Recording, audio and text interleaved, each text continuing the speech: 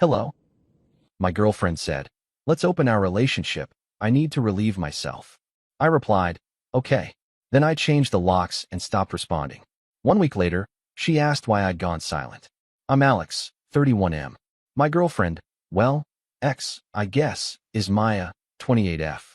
We'd been together a little over 3 years, living together for one. From the outside, we probably looked stable. Good jobs. Nice apartment. No explosive fights. But there was always this underlying tension, like I was constantly auditioning to be enough for her. Maya has a way of talking that makes everything sound like a critique. Not yelling. Worse. Calm. Sharp. Like she's explaining something obvious to a child. If I was tired after work, I lacked ambition. If I didn't feel like going out, I was boring lately. If I asked for reassurance, she'd sigh and say I was being needy. Last Thursday night, she dropped it casually while scrolling on her phone. I've been thinking, she said, not looking up. We should open the relationship. I need to relieve myself. That's the exact phrase she used. I laughed at first because it sounded ridiculous. When I realized she was serious, I asked her what she meant. She rolled her eyes and said she loved me but felt stifled. That monogamy was starting to feel unnatural. That she had needs, and it wasn't fair for me to expect her to suppress them. I asked if this was about someone specific. She shrugged. Does it matter? Then she added, you're welcome to see other people too, obviously. If you can. That last part was said with a little smirk. Something in me went very still. No anger. No panic. Just clarity. I realized this wasn't a conversation. It was a declaration she expected me to swallow. So I said, okay. Her head snapped up. Okay, what? Okay, I repeated. If that's what you want. She studied my face like she was waiting for the catch. When it didn't come, she smiled, kissed my cheek, and said, see, I knew you'd be mature about it. She went to stay at a friend's place that night to give me space to process. I didn't process anything. I made a decision. And by the time she came back, nothing was the same. She didn't come home that night, which I think was intentional. Maya has always believed absence creates pressure. That if she removed herself long enough, I'd spiral, overthink, and eventually cave into whatever she wanted just to restore normalcy. I didn't spiral. I slept. The next morning, I woke up earlier than usual, not because I was anxious, but because my brain felt quiet. No rehearsing arguments. No wondering if I was doing enough. Just silence and a very clear sense of what I was not going to tolerate anymore. I reread her text from the night before. I'm staying at Jess's. I think some space will help you process like an adult. That line did something to me. I showered, made coffee, and sat at the kitchen table looking around the apartment. Every piece of furniture was mine. The lease was in my name. Utilities too. Maya moved in after 6 months because, in her words, it just made sense financially. She never bothered changing anything over. Around 10 a.m., I called a locksmith. I didn't feel dramatic doing it. I felt methodical, like finally closing a door that had been slamming in the wind for years. The locksmith asked if it was urgent. I said yes. He was there by noon. While he worked, I boxed up her things. Not angrily. Carefully. Clothes folded. Shoes paired. Toiletries placed in a separate bag. It felt strangely respectful. More respect than I'd been given the night before. By the time he finished changing the locks, my phone buzzed. Maya, just matched with someone LOL. Guess this open thing is already working. I stared at the message. Not because it hurt, but because it confirmed everything. I didn't reply. I blocked her number. Then her socials. Then her email. I stacked her boxes neatly by the door and went out for a walk like it was any other day. For the first time since we started dating, I wasn't waiting for her reaction. I was done reacting altogether. She didn't notice right away. That came later. It took about 48 hours for the silence to register. I know this because Maya is not subtle when she doesn't get a response. Normally, if I didn't reply within an hour, she'd send a follow-up, something sarcastic like, busy, or guess you're ignoring me now. If that didn't work, she'd escalate. Memes. Voice notes. Calls she'd hang up before I could answer, just to make a point. This time, there was nothing. By Saturday afternoon, she tried emailing me. Hey, why aren't you responding? This isn't funny. I didn't open it. An hour later, another one came through. Did you seriously block me? We agreed to be open, not broken up. That wording annoyed me more than I expected. We agreed. As if I hadn't been cornered into accepting something she clearly already planned to act on. Around 6 p.m., my building's front desk called. There's a woman here asking to be let up to your apartment, the receptionist said carefully. She says she lives there. I told them she didn't. 10 minutes later, my phone lit up with a notification from an unknown number. Maya, what the hell, Alex? Why won't my key work? I imagined her standing in the hallway, arms crossed, foot tapping, already rehearsing the argument where I was the villain. The one where she explained, loudly, how unreasonable I was being. I didn't respond. She knocked. Hard. I watched through the peephole as she tried the handle again, then knocked louder, then checked her phone like it was betraying her. Alex, she called out. Open the door. Don't be dramatic. That word. Dramatic. The same one she used every time I reacted to something she did. I stayed quiet. Eventually, her knocking turned into pounding. Then it stopped. I thought that was it. It wasn't. An hour later, another email came through. Okay, seriously. Why have you gone completely silent? That was the first time she sounded unsure. And I realized something important in that moment. She wasn't angry because I changed the locks. She was angry because for the first time, she didn't know where she stood. And she hated that more than anything. Sunday morning, I finally checked my email. There were 6 messages from Maya. The first few were irritated, short, accusatory. By the last one, the tone had shifted so hard it almost gave me whiplash. I don't understand what's happening. You're being really cruel right now. Can you at least explain why you're acting like this? Explain.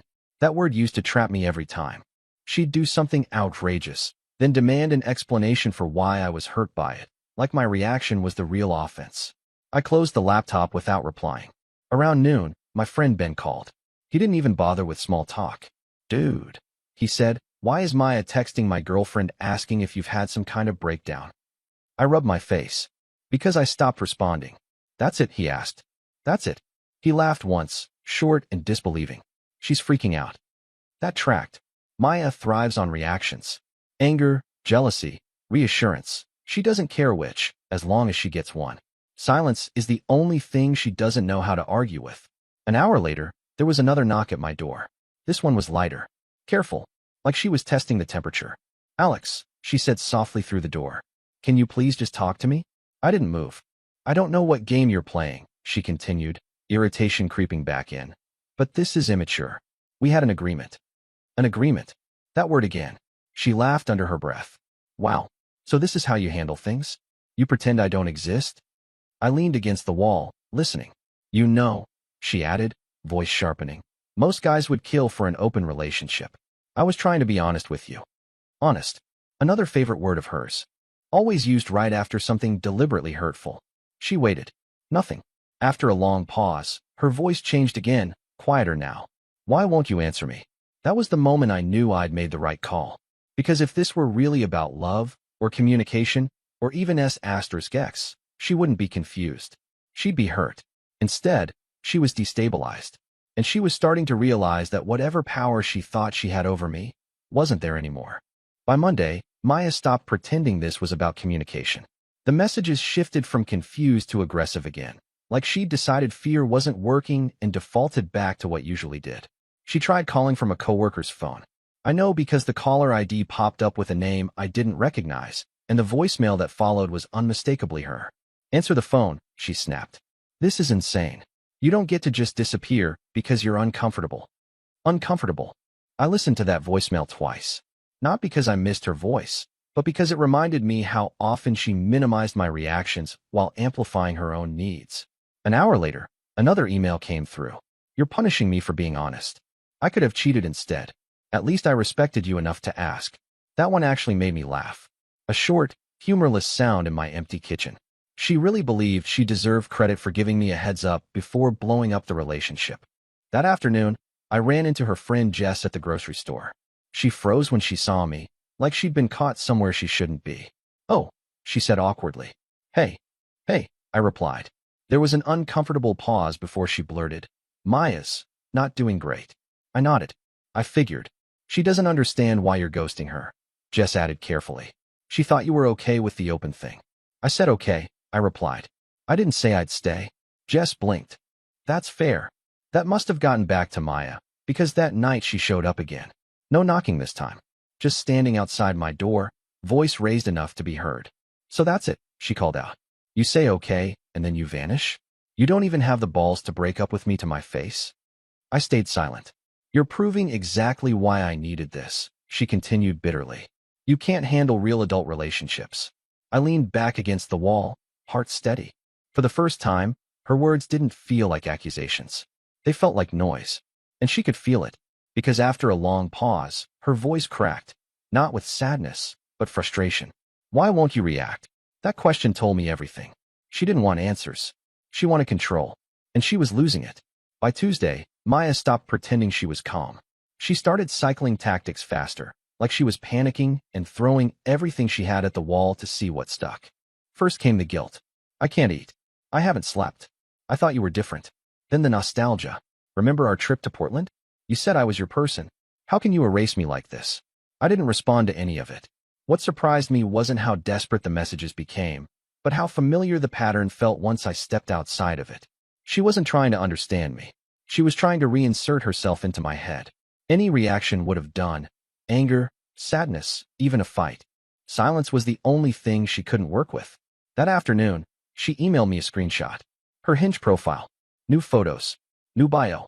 A caption that read, "Exploring freedom sparkles." Under it, she wrote, "This is what you're choosing to walk away from." That one finally earned a reaction, not the one she wanted, but a quiet confirmation that I was done. I realized something important then. The open relationship was never about S*X. It was about validation. About knowing she could step outside us and still have me waiting exactly where she left me. That night, there was another knock. I didn't check the peephole this time. I already knew. "You're being cruel," she said through the door. No yelling. Just venom. "You could have just broken up with me instead of playing these games." Games. I almost answered. Almost explained. Almost defended myself. Then I caught the thought mid-spiral and let it go. "I gave you honesty," she continued. "And this is how you repay me?" Silence. Her breathing changed. Sharper now. "So what?" she snapped. "You're just done? 3 years, and you don't even have the decency to talk?" I leaned against the wall, closed my eyes, and felt how steady my chest was. For the first time, I wasn't managing her emotions. I wasn't fixing anything. I was just done. She waited. Then, quieter, angrier. "Say something." I didn't. And that was the moment she finally understood this wasn't a phase. It was an ending. Wednesday was the day she stopped asking why and started demanding answers. I woke up to a voicemail from an unfamiliar number. This one wasn't angry or sad. It was sharp, clipped, controlled. The voice she used when she wanted to sound superior. "Alex, this is ridiculous," Maya said. "You don't get to punish me because you're insecure. If you wanted to break up, you should have just said so instead of hiding like a child." I deleted it without finishing. An hour later, another message came in, this time from her work email.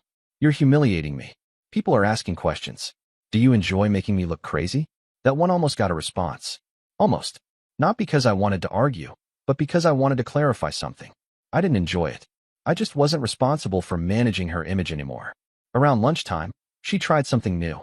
A mutual friend texted me asking if I could just explain what's going on because Maya was telling people I had emotionally shut down and was stonewalling her to regain control. That projection was impressive, honestly.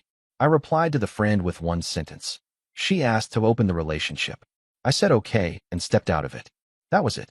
Within an hour, my phone buzzed again. "Maya," from another new number. "So that's the story you're telling now? That I forced you into this?" I didn't answer. She followed up almost immediately.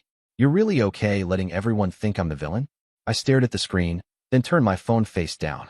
That night, she showed up again. No knocking. Just leaning against the doorframe across the hall like she owned the space, arms crossed, voice loud enough to carry. "You know what your problem is?" she said. "You can't handle women who know what they want." I stayed quiet. She laughed bitterly. "I was honest with you.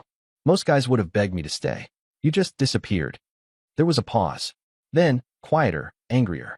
"You don't get to take the moral high ground when you didn't even fight." That line used to work on me. This time, it landed differently. Because I finally understood something. She didn't want a partner. She wanted an audience. And for the first time, she didn't have one. By Thursday, the silence had started to mess with her schedule. I know this because she finally said it out loud. She emailed me again, longer this time, structured like an argument she'd clearly rehearsed. "I don't understand how you can just disengage like this. Adults talk through problems. If you wanted to end things, you should have said it instead of vanishing." That last sentence was fascinating. She had asked to open the relationship. I had said okay. I had stepped out. Somehow, that still wasn't acceptable unless I did it loudly, emotionally, and with her fully in control of the pacing. What she really wanted was a breakup where she stayed centered, where I fought, begged, or at least validated how desirable she was before leaving. She didn't get that. That afternoon, I ran into my neighbor in the hallway. He hesitated, then said, "Hey, your girlfriend was asking which days you're usually home." I felt my stomach drop. Not fear, just annoyance. I corrected. "And she doesn't live here." He nodded slowly. "Yeah." She seemed confused by that. That word again. Confused. She wasn't confused about what she said. She was confused about why her words had consequences. That evening, she tried one last tactic, reasonableness. She texted from yet another number. "Can we at least talk like adults? I don't even know if we're broken up. You going silent isn't fair." I read it twice. Then I finally typed something back, not to argue, not to explain, but to end the ambiguity she claimed to be drowning in. "You asked for freedom. I gave it to both of us." She responded instantly. "That's not what I meant, and you know it." I watched the typing bubble appear and disappear 3 times. Then nothing. For the first time all week, she didn't know what to say. And that's when I realized. The silence wasn't punishment. It was the answer she kept pretending not to hear. She wanted to open the relationship without opening the door to losing me. She found out those two things don't coexist. And for the first time since I met her, I wasn't explaining myself. I was choosing myself. Friday was the first day she stopped pretending this was about communication and started admitting, without meaning to, that something had gone very wrong for her. The message came in around 11 p.m. from yet another new number. "So this is really how it ends? You don't even care enough to be mad?" That question sat heavy for a moment. Not because it hurt, but because it revealed exactly what she was struggling with. Anger would have meant attachment. Fighting would have meant she still mattered in the way she needed. Silence meant she didn't. 10 minutes later, another message followed. "I don't understand how you moved on so fast." That one finally made me shake my head. I hadn't moved on. I'd stepped out of a situation the moment it showed me what it really was. That's not speed, that's clarity. She sent a voice note next. I didn't open it, but I could see the preview waveform was long. Emotional, probably carefully performed. I deleted it without listening. That must have hit a nerve. Because the next text was sharp again. "You think you're better than me now? You think you won something?" There it was. The scoreboard I never agreed to play on. I put my phone down and went to make dinner. Took my time. Ate slowly. The world didn't end because I wasn't glued to her reactions. When I checked my phone an hour later, there was one last message. "I didn't think you'd actually leave." And that, finally, was honest. Not "I miss you." Not "I'm sorry." Not "I was wrong." Just surprised that her ultimatum hadn't bent reality the way it always had before. I typed a response, then erased it. Some conversations don't deserve closure. They deserve distance. I blocked the number. That night, lying in bed, I realized something uncomfortable but freeing. She didn't want an open relationship. She wanted reassurance that she could want anything and still never lose me. And once that illusion broke, everything else unraveled with it. There was only one part left to play out, and it didn't belong to her anymore. A week after that first conversation, the one where she said she needed to relieve herself, Maya finally stopped pretending she didn't know what was happening. The message came through early Sunday morning. Same pattern. New number. "Why did you go completely silent? You can't just disappear like this." I stared at it longer than I expected to. Not because I felt guilty, but because the question itself said everything. She wasn't asking why I was hurt. She wasn't asking if I was okay. She wasn't even asking if we were over. She was asking why her access to me had been revoked. I didn't reply. Instead, I thought back to that night on the couch. The way she said it so casually. Like opening the relationship was a favor she was doing for both of us. Like I should be grateful she was honest, instead of cheating behind my back. What she never asked was whether I still wanted to be there once the rules changed. That afternoon, I finally blocked the last number. No final message. No explanation. No speech about boundaries or self-respect. I'd already given her the only answer that mattered. Okay. I changed the locks because I needed space that wasn't theoretical. I went silent because anything else would have kept me trapped in her orbit. And I stayed gone because the moment she framed desire as entitlement, the relationship was already over. Here's the thing I didn't understand until after. When someone asks to open a relationship like that, without care, without discussion, they're not asking for freedom. They're asking for insurance. Insurance that you'll still be there, steady and available, while they explore whatever, or whoever, they feel like exploring. I declined the policy. And for the first time in years, my life feels quiet in a way that doesn't feel lonely. It feels intentional. Bye-bye.